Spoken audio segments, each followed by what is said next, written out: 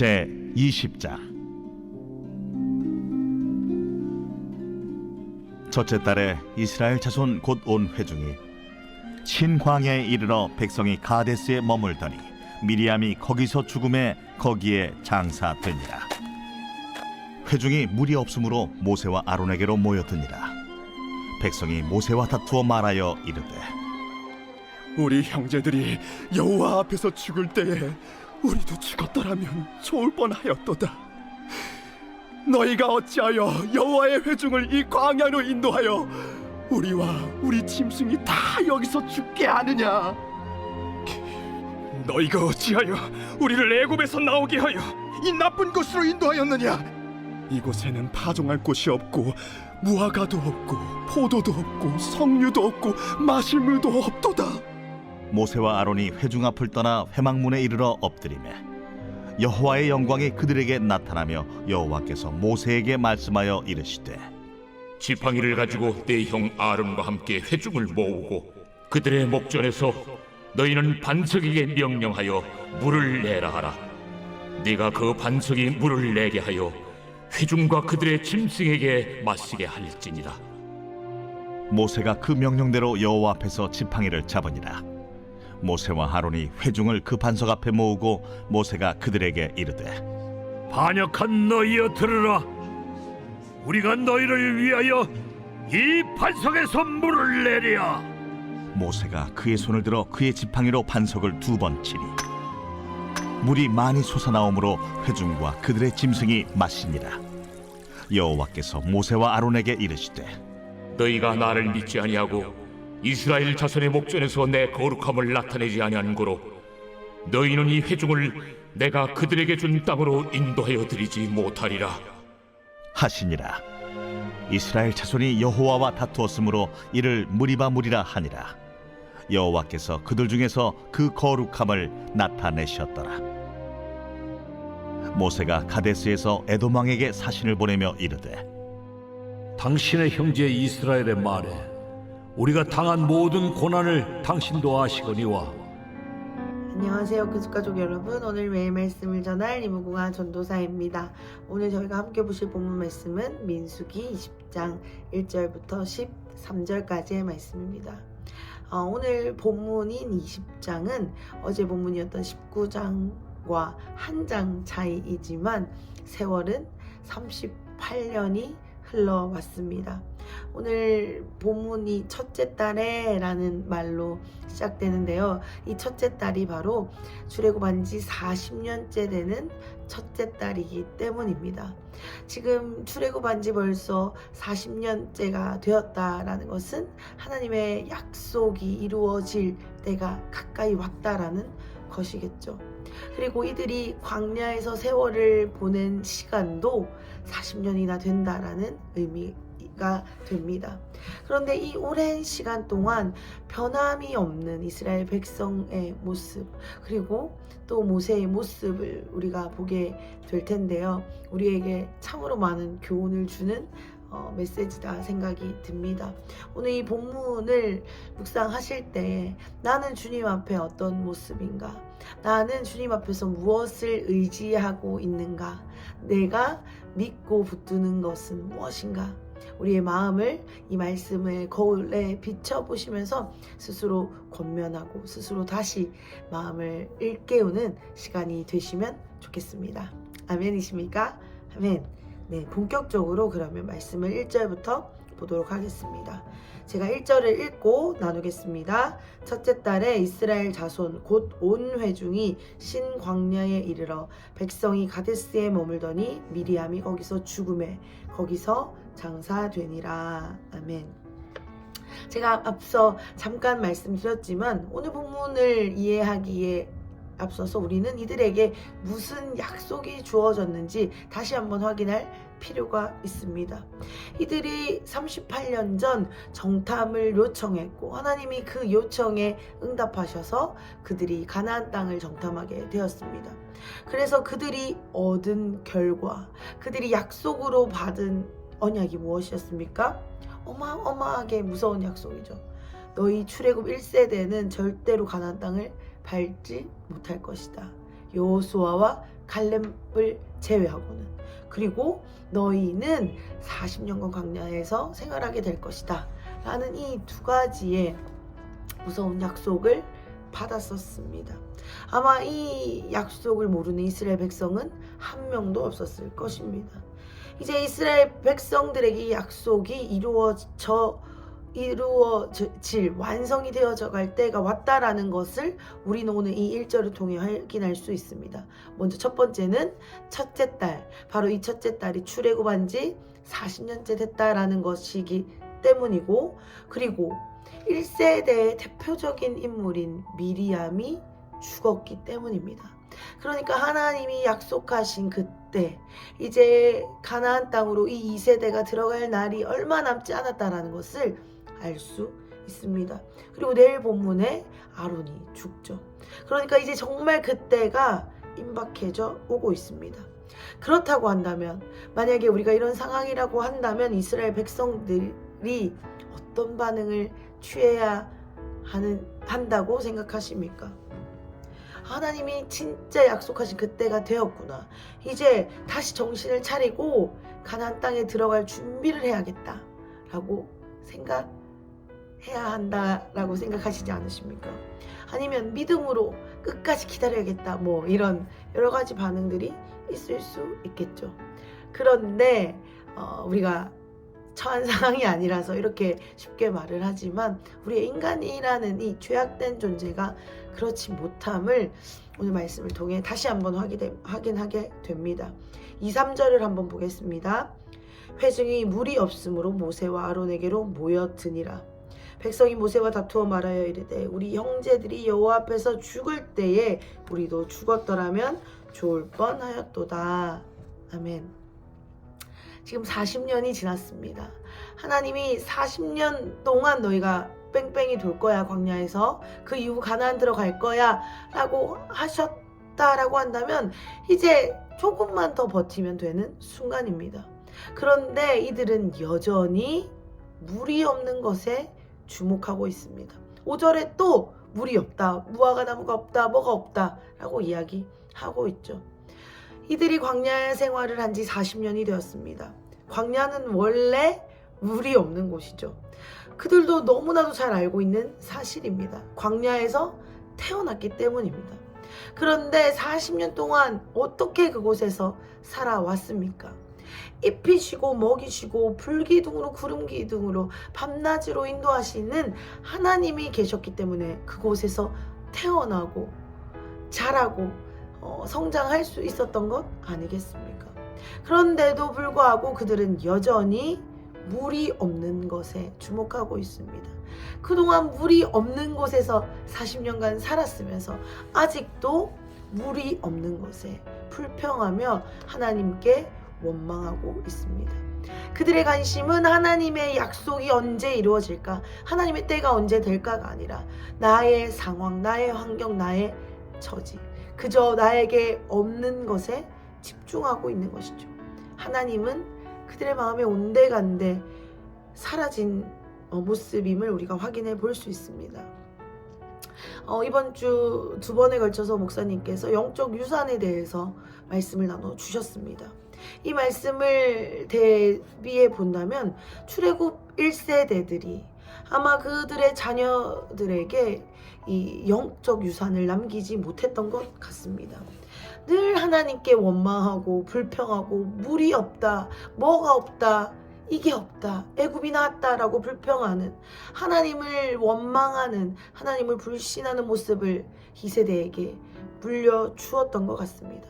그러니까 이제 대부분의 1세대들이 죽고 2세대들이 남아있는 이 시점에서 이 2세대들은 자신들의 부모 세대와 같은 말과 같은 모습으로 하나님을 원망하는 것을 우리가 확인할 수 있습니다. 그들의 말 속에 하나님은 전혀 나타나고 있지 않습니다. 그저 물이 없다라고만 말하고 있죠.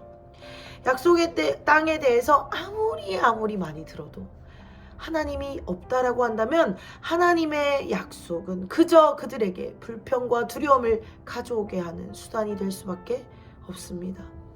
오늘 이 말씀을 오늘 우리에게 적용해 보았으면 좋겠습니다. 우리의 자녀들에게 무엇을 남기고 싶으십니까?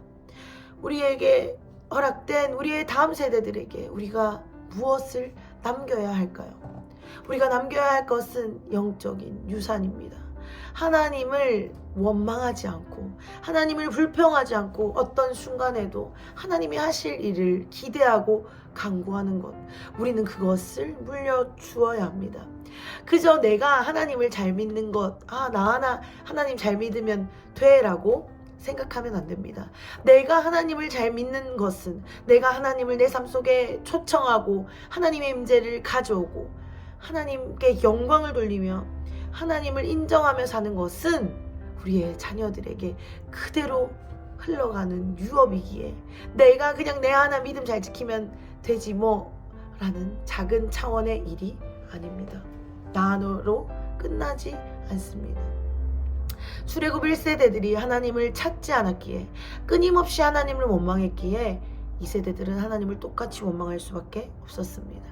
아니 어쩌면 그 강도가 더 세질지도 모릅니다. 우리의 자녀들이 하나님을 인정하도록 하려면, 우리의 자녀들이 하나님을 붙들려고 한다면 우리가 먼저 하나님을 인정하고 붙드는 자리에 서야 합니다. 하나님의 약속을 붙들고 하나님의 은혜를 구하며 여전히 내 안에 있는 이 죄성을 주님 앞에 계속해서 내려놓으면서 40년 동안 입히신 은혜에 집중할 때에 우리가 말하지 않아도, 우리가 가르치지 않아도 우리의 삶을 본 우리의 다음 세대들은 우리와 함께 하나님을 인정하는 자리에 서게 될 것입니다. 사랑하는 큰숲가족 여러분, 우리가 먼저 그 자리에 서게 되는 것을 갈망합시다. 제가 먼저 그 자리에 서기를 정말로 갈망합니다. 우리의 사명이 다음 세대에게 영적 유산을 남기는 것이라는 것을 오늘 이 말씀을 통해 다시 한번 기억하시면서 우리가 이 일에 힘썼으면 좋겠습니다. 이 일에 힘쓰는 것은 바로 내가 먼저 하나님을 인정하고 내가 먼저 하나님의 은혜를 구하는 것입니다. 아멘. 말씀을 계속해서 보겠습니다. 이렇게 40년째 반복되어지는 다음 세대로 물려진 하나님을 향한 원망 앞에, 이런 불평 앞에 모세와 아론은 언제나 그랬던 것처럼 회막문 앞에 하나님 앞에 엎드리는 것을 볼 수 있습니다. 8절을 한번 보겠습니다. 지팡이를 가지고 내 형 아론과 함께 회중을 모으고 그들의 목전에서 반석에게 명령하여 물을 내라 하라. 내가 그 반석이 물을 내게 하여 회중과 그들의 짐승에게 마시게 할지니라. 아멘. 하나님께 그들이 엎드렸습니다. 그러자 하나님께서 말씀해 주셨습니다. 이스라엘 백성들에게 물을 주겠다 하며 약속해 주셨고 반석에게 명령하여 물을 내라고 구체적인 방법도 알려주셨습니다. 너무 아름다운 결론이죠.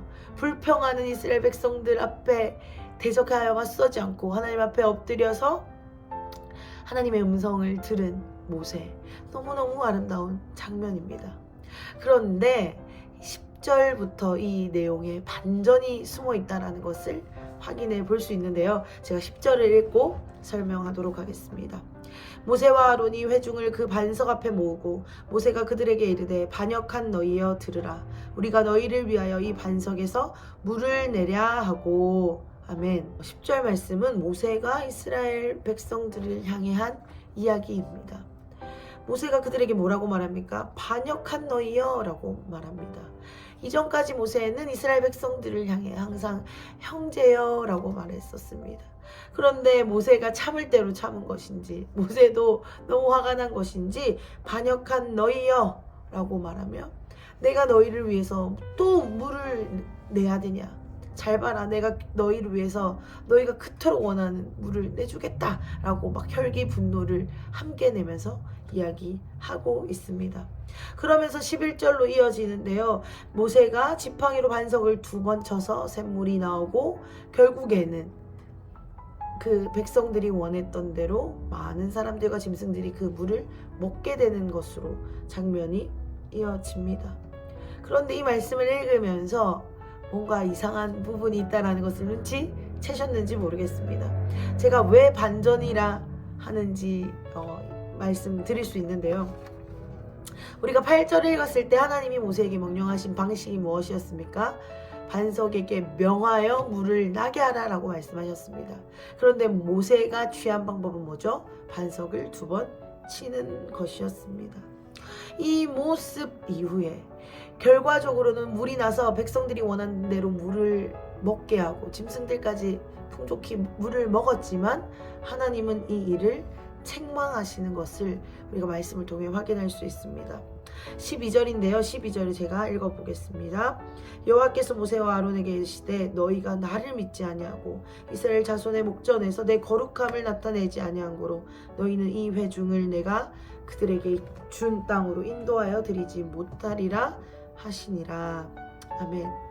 하나님이 이스라엘 백성들이 원하는 대로 결국 그 물을 나게 하셨습니다. 그러나 모세는 이 일을 통해 내가 너희가 약속의 땅에 들어가지 못할 거다라는 이 확인 사살을 다시 한 번 더 듣게 됩니다. 한마디로 책망을 받게 되고 있죠. 모세는 하나님의 음성을 들었지만 하나님의 음성대로 반응하지 않았습니다. 그 이유는 여러 가지가 있겠죠. 정말 40년 동안 이 백성들 해도 너무하다, 짜증이 났을 수도 있고, 순간 자신의 분노에 못 이겨서 반석을 2번 내리쳤는데 물이 났을 수도 있고, 아니면 그 마음 안에, 심중 안에 하나님을 의지하기보다는 자신이 가지고 있던 지팡이를 더 의지하는 마음이 있었을지도 모르겠습니다. 뭐 여러 가지 이유들이 다 그 모세가 한 행동의 이유이자 또 원인이겠죠. 그런데 오늘 저는 이 말씀을 묵상하면서 좀 다른 포인트의 깨달음이 있었습니다. 이것을 마지막으로 나누고 말씀을 좀 정리하고 싶은데요.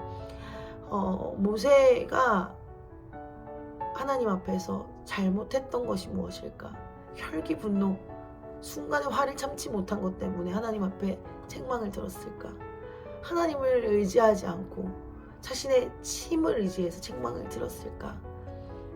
여러 가지를 생각하고 묵상하다가 하나님의 음성을 주의 깊게 듣지 못한 것, 그것이 하나님으로 하여금 책망받을 일이었다라는 깨달음이 제게는 있었습니다.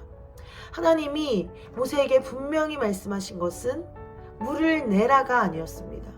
그 물을 내게 하시는 분은 하나님이신데 그 물을 내게 하는 방법이 반석에게 명하는 것이었습니다. 모세가 하나님의 음성을 들었다라고 한다면 하나님이 물을 어떻게 나게 하시는지 주의 깊게 들었어야 합니다. 그런데 모세가 하나님의 음성에 집중한 것이 아니라 그 이스라엘 백성이 원하는 물, 그 물을 주는 것에 집중했기 때문에 하나님이 무엇라 하시는 말씀을 제대로 주의 깊게 듣지 못했던 것 같습니다. 이전에 모세는 반석을 쳐서 물을 낸 적이 있죠. 그러니까 하나님의 음성이 물을 줄 것이다 듣긴 듣는데 그러면 그때 그 방식인가 보다 라고 쳤진 않았나 라고 생각을 한번 해보게 되었습니다.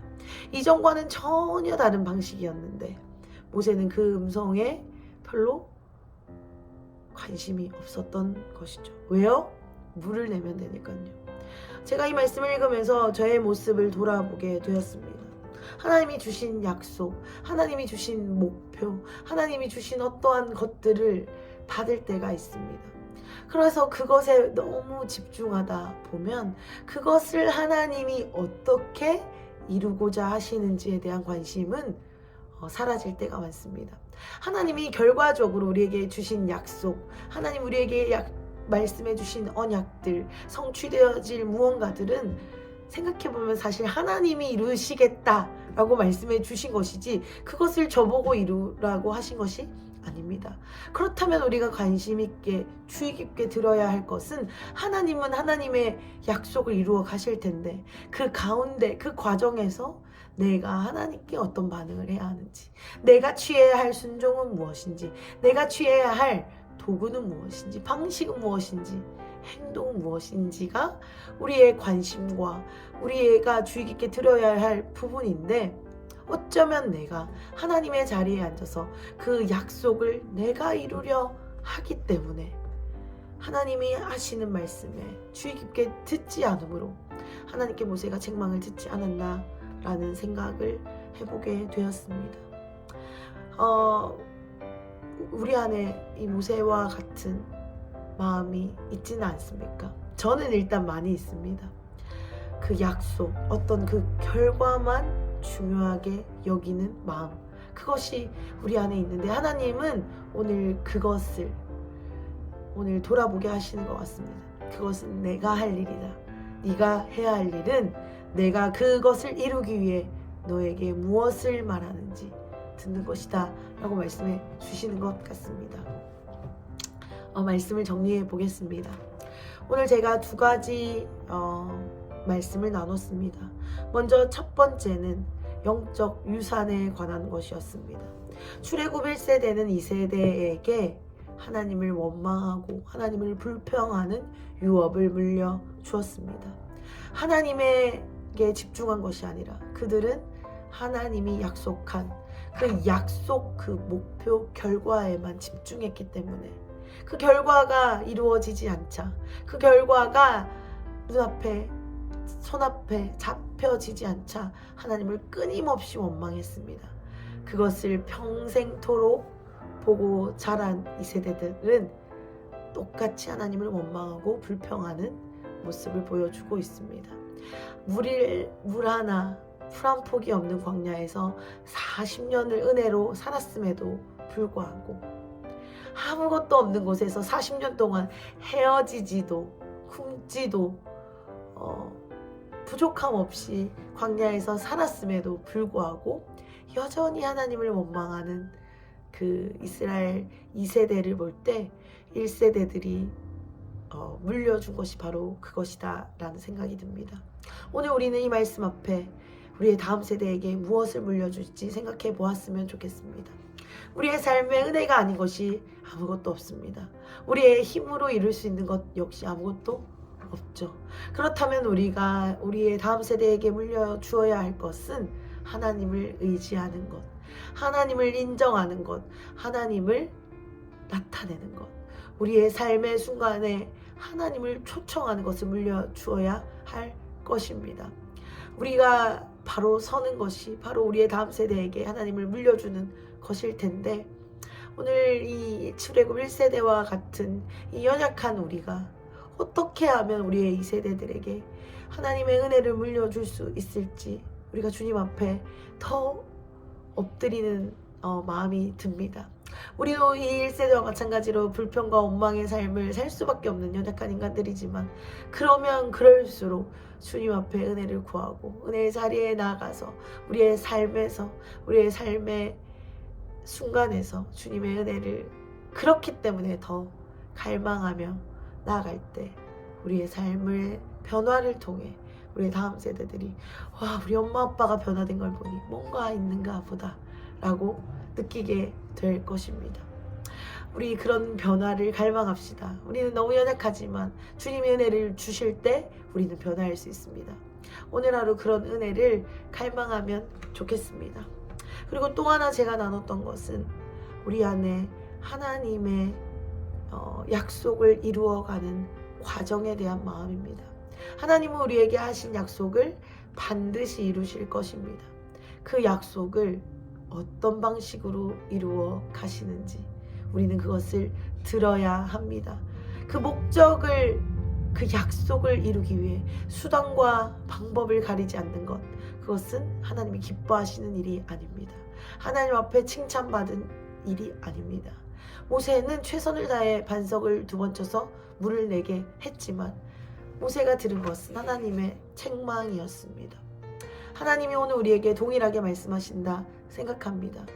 하나님이 어제는 물을 내기 위해 반석을 2번 치라 하셨으면 2번 치는 것으로, 오늘은 명하라 하셨으면 명하는 것으로, 우리는 이해되지 않을 때에도 하나님이 원하시는 방법으로 하나님의 약속을 이루어 가야 합니다. 그 약속이 한 약속, 같은 결과라 할지라도 하나님의 방법이 어제와 오늘 다르다고 한다면 우리는 그 다른 방식, 다른 방법에 순종해야 합니다. 그러려면 우리는 하나님이 오늘 우리에게 무엇을 요구하시는지 잘 들어야겠죠. 오늘 하루가 하나님의 음성을 잘 듣고 반응하는 하루 되시길 축복합니다. 어제 그랬기 때문에 오늘 똑같이 그래도 된다. 어제 그 약속을 이루기 위해 내가 그랬기 때문에 오늘 또 그래도 된다가 아닙니다. 하나님이 오늘 나에게 요구하시는 작은 믿음들, 작은 요구들 앞에 우리가 겸손하게 순종함으로 반응하시고, 우리가 하나님 자리에서 앉아서 그 약속을 내가 이루기 위해 애쓰고 노력하는 것이 아니라 하나님의 자리에서 내려와서 하나님이 말씀하시는 것을 순종함으로 이루는 오늘 하루하루 우리의 한순간 한순간이 되시기를 간절히 축복드립니다. 아멘. 제가 기도하겠습니다. 하나님, 오늘 우리에게 주신 말씀들을 다시 한번 기억하길 원합니다. 하나님, 오늘 우리에게 말씀하시는 것을 듣기를 원합니다. 하나님, 수단과 방법을 가르지 않고 하나님이 하신 약속을 이루고자 했던 지난날의 나의 열심들을 내려놓고 하나님이 무엇을 원하시는지 세밀하게 조용하게 다가오는 그 음성에 듣고 반응하기를 원합니다. 오늘 우리 사랑하는 큰숲 가족들에게 주님 말씀해 주실 때 들을 수 있도록 우리가 듣는 귀가 열어지게 하여 주십시오.